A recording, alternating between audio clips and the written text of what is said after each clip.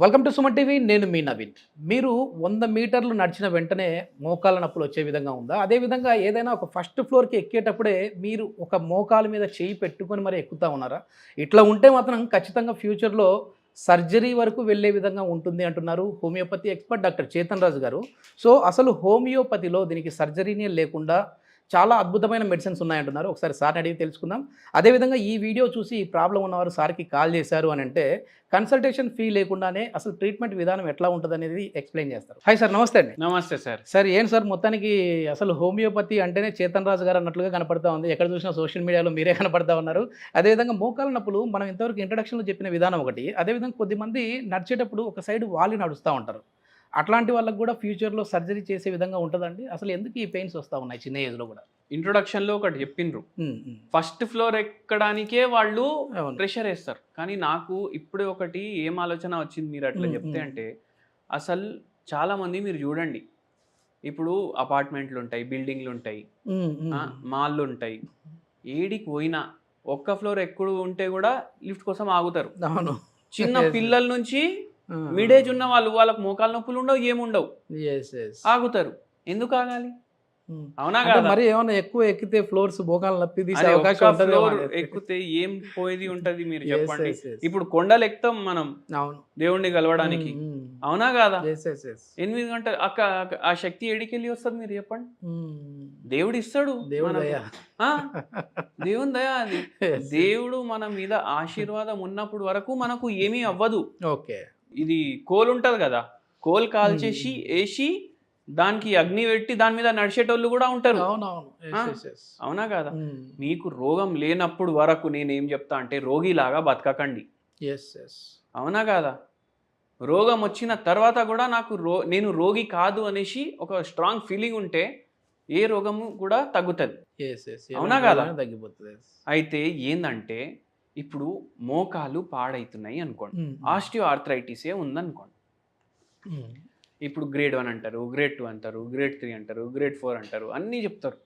ఇప్పుడు ఇవి ఉన్నప్పుడు పేషెంట్ నడక కూడా చేంజ్ అయిపోతుంది. ఇప్పుడు డక్ వాక్ అంటారు.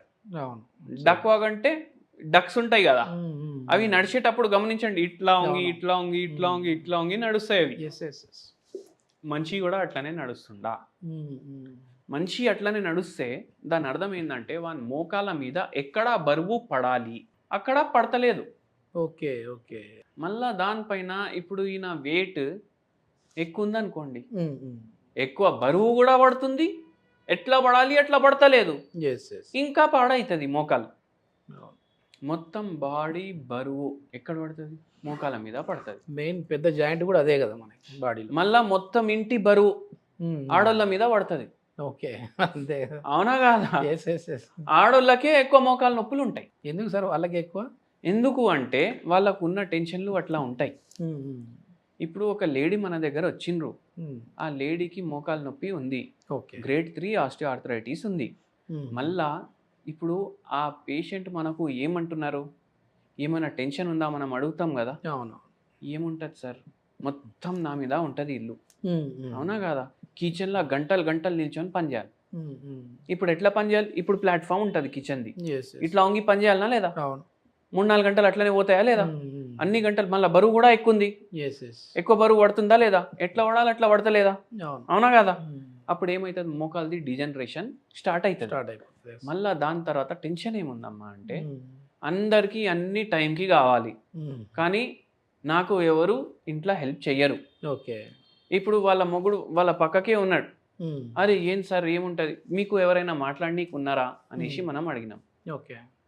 టెన్షన్ ఉందా ఏమన్నా? ఎవరు లేరు మాట్లాడడానికి. పిల్లలు పోతారు, కాలేజ్కి పోతారు, ఉద్యోగాలకు పోతారు, వస్తారు, టైంకి వస్తారు, దాని తర్వాత మాట్లాడనీకి ఉంటుంది కదా అంటే, అరే పిల్లలు ఏమన్నా మాట్లాడతారా? మళ్ళీ వాళ్ళకు వండాలి, వాళ్ళ ఆయనకి వండాలి, మార్నింగ్కి సపరేట్ ఉండాలి, నైట్కి సపరేట్ ఉండాలి, చల్లగా ఉండొద్దు, మళ్ళీ ఫుడ్. మిషన్ వర్క్ అయిపోయింది. మిషన్ వర్క్ అయిపోయింది. ఎగ్జాక్ట్ చెప్పారు మీరు. వాషింగ్ మిషన్ ఉంటుంది, రోజు వాడితే ఏమవుతుంది, దాని పార్ట్లు ఖరాబ్ అవుతాయా కదా? ఇది కూడా అట్లా సర్వీసింగ్ చేయాల్సిందే ఇంకా మోకాళ్ళకు కూడా. అయితే అట్లా టెన్షన్ అయిపోతుంది వాళ్ళకు, ఒక ఒంటరితనం వచ్చేస్తుంది. నాకు వచ్చి అరే అమ్మ నువ్వు ఇంత పని చేసినావు ఇవాళ, మా కోసం ఇంత చేసినావు, ఒక థ్యాంక్స్ కూడా ఎవరు చెప్పారు అని వాళ్ళ బాధ. ఇది ఈ మేడంది కాదు, అందరిది. చాలా మందిది. ఓకే. అయితే అట్లా స్ట్రెస్ వస్తుంది ఒక్కొక్కరికి. Yes yes. మళ్ళా అట్లా స్ట్రెస్ వచ్చి ఇట్లా ప్రాబ్లం అవుతుంది. మళ్ళీ ఈ మేడంది అయితే అంతే. ఉద్యోగాల్ని బట్టి కూడా రోగాలు వస్తాయి ఇట్లా మోకాల్ది.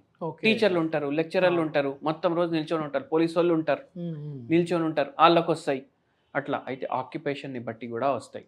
చక్కగా నిద్ర లేదు, రెస్ట్ లేదు, బండి ఉంది నడిపిస్తున్నారు, ఒక 1000 కిలోమీటర్లు పోతారు, ఇంజన్ గరం అవుతుందా కాదా? ఒక అరగంట పక్కకు ఆపాలనా లేదా? ఆపుతారు కదా, మళ్ళీ ఇంజన్ చల్లబడుతుంది, మళ్ళీ పోతాం. ఇక్కడ ఏంది, ఒక్కరోజు కూడా హాలిడే లేదు. మనకన్నా ఆదివారం హాలిడే ఉంది, అది కూడా లేదు. అది కూడా లేదు, ఉండాలి కదా. అట్లా అయి ప్రాబ్లం అవుతుంది. అయితే రెస్ట్ కూడా చాలా ఇంపార్టెంట్. ఎంత మనం ఫిజికల్ యాక్టివిటీ చేయండి అది ఇది అనేసి అంటాం కదా, అంత ఇంపార్టెన్స్ రెస్ట్కి కూడా ఇవ్వాలి. అట్లా అనేసి మొత్తం రెస్ట్ 8 రోజులు పెట్టుకోవద్దు. ఫిజికల్ యాక్టివిటీ ఉండాలి, మెంటల్ పీస్ ఉండాలి, రెస్ట్ కూడా ఉండాలి. అప్పుడు నిద్ర చక్కగా అవుతుంది, మోకాలు నొప్పులు మన హోమియోపతి మందులు ఇస్తే మంచిగా అవుతాయి, అన్ని దానిలో పడతాయి. ఈ పేషెంట్కి కూడా మనం చెప్పినాం, వాళ్ళకు ఏమన్నారు అంటే, మీకు ఇప్పుడు నడిచిపోతుంది, ఎట్లయినా 5-6 ఏళ్ల తర్వాత మీకు ఫ్రీ ఉన్నప్పుడు వీలున్నప్పుడు వచ్చి సర్జరీ చేయించుకోండి, ఇప్పుడే చేసేస్తామన్నారు. Okay okay.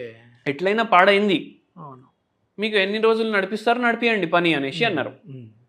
అయితే బండి దోలుకుంటా మన గురించి ఎవరో చెప్పిండ్రు, వచ్చిండ్రు, ట్రీట్మెంట్ తీసుకున్నారు. సరే, ఇప్పుడు నా చిన్న డౌట్ ఏంటంటే, ఇప్పుడు డక్ వాక్ లాగా ఇట్లా వంగి ఒక సైడ్ నడుస్తా ఉన్నారు, అట్లా అంటే దాని లోపల ఉన్న కార్టిలేజ్ అంటే వాడుక భాషలో గుజ్జు అంటారు కదా, ఆ గుజ్జు అరిగిపోయింది కాబట్టి బ్యాలెన్స్ తప్పుతుంది అంటారు. అవును. మరి ఆ కార్టిలేజ్ ని కూడా మళ్ళీ డెవలప్ చేసే విధంగా ఉంటాయండి హోమియోపతిలో? యావరేజ్ గా మనిషి ఎన్ని ఏళ్ళు బతుకుతాడు ఇండియాలో చెప్పండి మీరు? ఒకప్పుడు 100 అనేవాళ్ళు, ఇప్పుడు 70కి వచ్చింది. ఇప్పటికీ శతమాన్ ఆయుష్మాన్ భవ అనేసి ఆశీర్వాదం ఇస్తారు, ఆశీర్వాదాలు ఇస్తా ఉన్నారు. కానీ సర్వే ప్రకారం ఏందంటే 65 ఏండ్లు ఓకే మనిషి ఉంటాడు. ఓకే, అంటే ఏంది, 32.5కి సగం జీవితం అయిపోయింది. ఓకే, మనం ఎప్పటికీ యంగ్ అని అనుకుంటాం, అవునా కాదా? అవును. అయితే 65 ఏండ్లు ఉన్నోనికి మోకాలు నొప్పి లేనోళ్ళు కూడా ఉంటారు, మోకాలు నొప్పులు ఉన్నోళ్ళు కూడా ఉంటారు. అవును.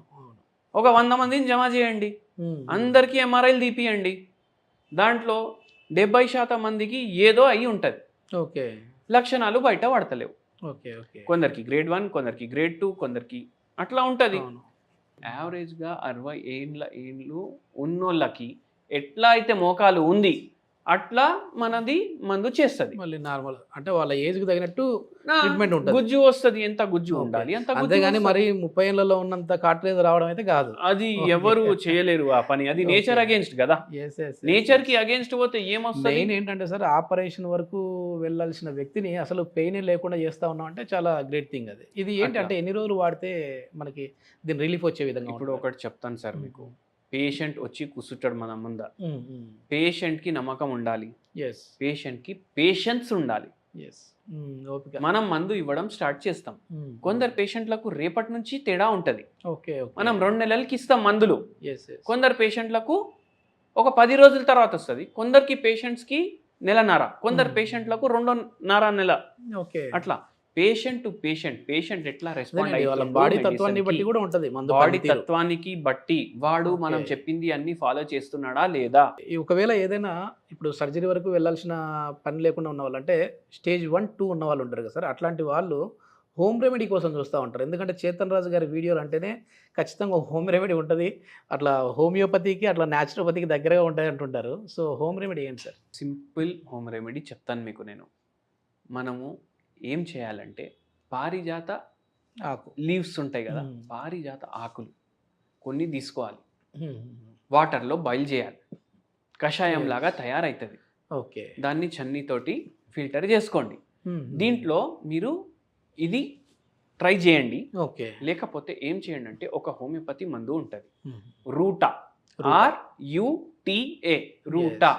ఇది 0/9 పవర్, 0/9. ఓకే, ఇది ఒక 10 గోళీలు దాంట్లో కలుపుకోండి. చిన్నగా ఉంటే, మరి చిన్నగా ఉంటే 10 గోళీలు కలుపుకోండి. కొద్దిగా పెద్ద సైజు ఉంది అంటే మీరు 5 గోళీలు వేసుకోండి దీంట్లో, ఈ కషాయంలో. కొనేటప్పుడు వాడిని అడగండి, ఇది ఏ సైజు, ఇది 5 గోళీలు వేసుకుంటే ఒక డోస్ సరిపోతుందా, 10 గోళీలు వేసుకుంటే ఒక డోస్ సరిపోతుంది. ఎందుకంటే ప్రతి దుకాణంలో ఆ గోళీల Size సైజ్ కూడా- చేంజ్ ఉంటుంది, అవును.